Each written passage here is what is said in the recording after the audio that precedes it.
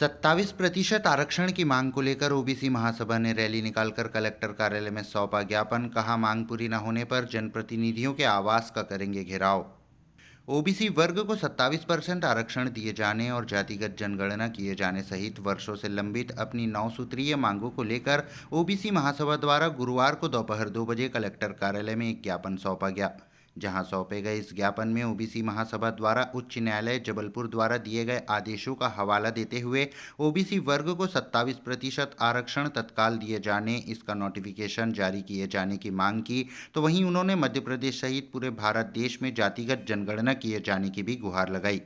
इसके अलावा उन्होंने वर्षों से लंबित उनकी 9 सूत्रीय मांगों को जल्द से जल्द पूरा किए जाने की बात कही। जहां सौंपे गए इस ज्ञापन में ओबीसी महासभा द्वारा स्पष्ट कर दिया गया कि यह ज्ञापन उनका चेतावनी स्वरूप ज्ञापन है। यदि मांग पूरी नहीं की जाती और सांसद विधायक उनकी मांगों का समर्थन नहीं करते तो फिर वे विधायक सांसद किसी भी पार्टी के क्यों न हो, ओबीसी महासभा द्वारा उनके आवास का घेराव कर उन्हें चूड़ियां भेंट की जाएगी।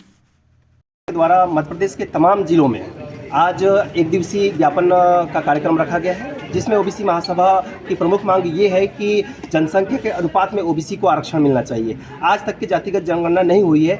चूंकि जातिगत जनगणना गुलाम भारत में हो सकती है तो आज़ाद भारत में क्यों नहीं हो सकती। ओबीसी महासभा सबसे बड़ी मांग यही कर रही है कि जातिगत जनगणना होना चाहिए और ओबीसी को उनके जनसंख्या के अनुपात में आरक्षण मिलना चाहिए।